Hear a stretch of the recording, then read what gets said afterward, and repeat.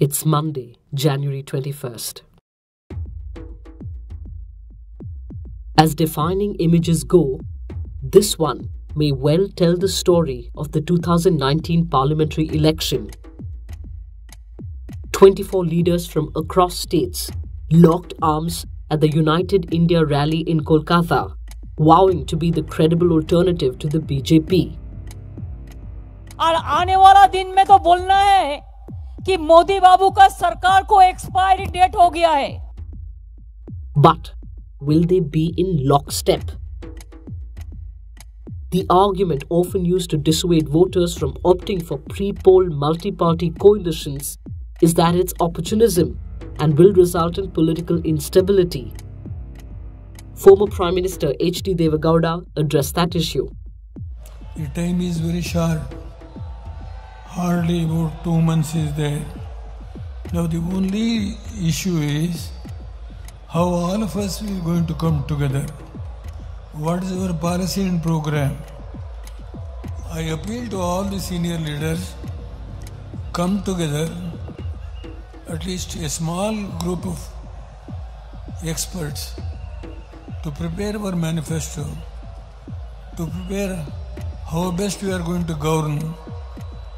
And if the parties at the regional level has to share the seats among themselves, it is very difficult. It is one of the most Herculean tasks that should be decided by the leaders themselves. We have to show that even the coalition government can provide a stable government and all developments concerning to the entire nation. While chemistry is important, the arithmetic perhaps even more. Much will depend on how seat-sharing arrangements in each state are worked out. The challenge for the Congress in particular would be to arrive at an understanding in the states where the interests of the grand old party and regional outfits have been inimical to each other. तो सोनिया गांधी जी, राहुल गांधी जी, उनका भी ये संदेश है. मैं वो पढ़ूंगा. The youth are jobless. Rice and jute farmers are in distress. And fishermen are in deep loss. This rally marks an important attempt to galvanize leaders across the political spectrum to fight the arrogant and divisive Modi government. And what about the prickly issue of prime ministerial candidate? Sure, those like DMK leader Stalin and Janata Dal secular veteran Deve Gowda have said they have no hesitation in backing Congress President Rahul Gandhi as prime ministerial candidate. But one can hardly expect a consensus at this stage, with at least a couple of top job aspirants in this lineup. बाहर बदले, मौसम बदले, दुनिया का हर चीज बदलते हैं, तो बीजेपी का सरकार क्यों नहीं बदले? The Prime Minister, meanwhile, dismissed the opposition's show of strength as the coming together of parties opposed to what he called was his crackdown on corruption.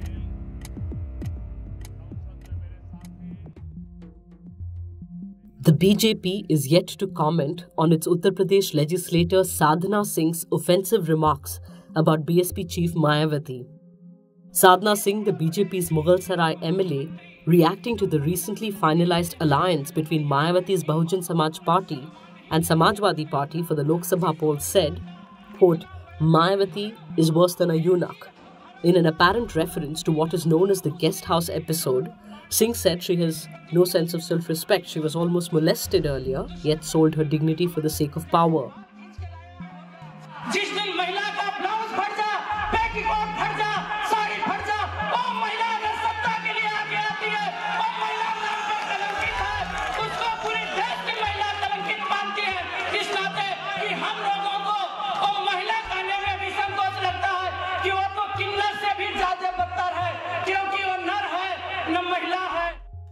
An incident in 1995, commonly referred to as Guest House Kand, start of a bitter rivalry between the BSP and SP.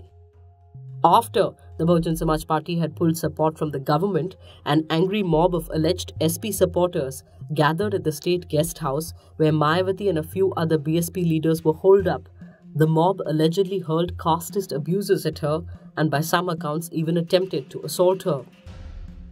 Both Mayawati and Akhilesh Yadav had in fact addressed the matter in their press conference held to announce the alliance, explaining the political, ideological and electoral imperative to their joining hands. Akhilesh Yadav also condemned Sadhana Singh's comments, saying her party, the BJP, had become morally bankrupt. The Bahujan Samaj Party termed Sadhana Singh's diatribe as that of a mentally ill person. इतना frustrate हो गए हैं कि इतने नीचे स्तर तक गिरे हैं कि जो एक ये दिख रहा है इन जो भाषा का इस्तेमाल हुआ है कि मानसिक स्तर इनका ख़त्म हो गया, गिर गया है और ये एक बीमारी जो मानसिक बीमारी और रोग से ये ग्रसित हो गए हैं. The BSP-SP electoral tie-up in Uttar Pradesh is a formidable one and could prove decisive in the race to Raisina Hill. The SP-BSP pact is set to pose a big challenge to the BJP, which won 71 of the 80 seats in Uttar Pradesh in the 2014 Lok Sabha election, finds a Deccan Herald Mood of the Nation assessment. The assessment, published on Sunday, comes with a caveat that it does not claim to be making accurate predictions that will hold 3 months down the line when elections are held. This is an assessment as on today based on reporters' instincts from across states, anecdotal evidence and off-the-record conversations with key political figures and analysts across the country. It predicts a hung parliament with Congress and its allies emerging as the largest bloc, garnering between 180 to 200 seats. The NDA, led by the BJP, the assessment finds will be reduced to anywhere between 160 to 175 seats. The others, in which the assessment includes parties like BSP, SP, RLD, Trinamool Congress, Left, PDP, TRS, AIADMK and Shiv Sena, the assessment predicts could get between 160 to 180 seats. It's still early days though. Watch the space for other pre-poll surveys that are expected to be published in the weeks ahead.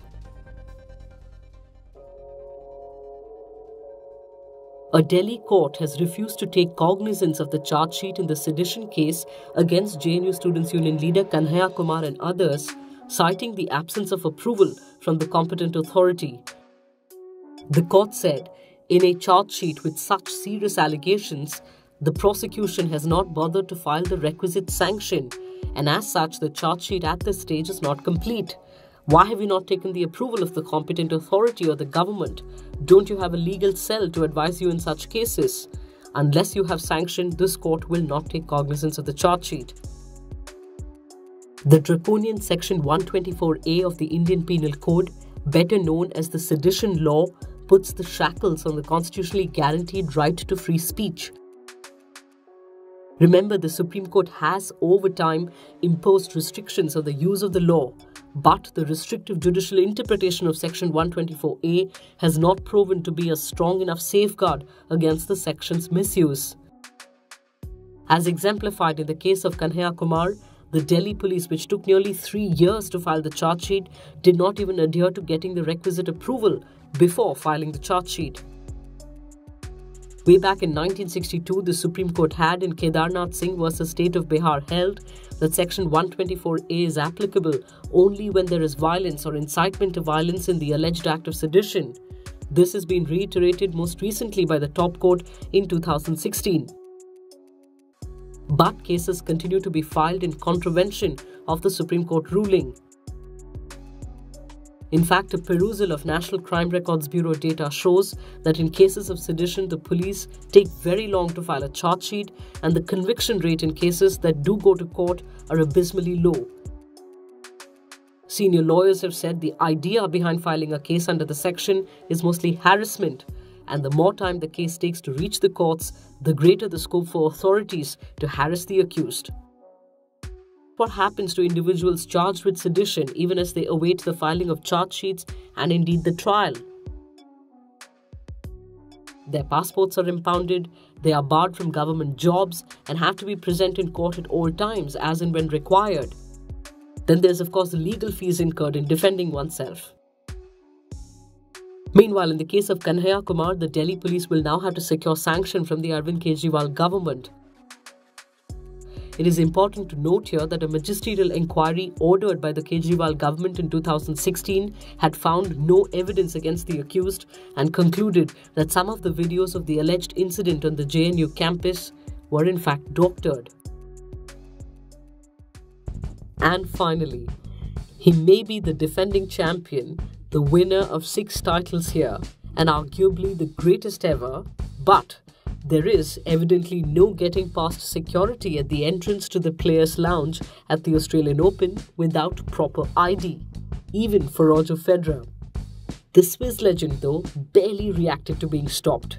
No, tu janta nahi main kaun hu aggression from him.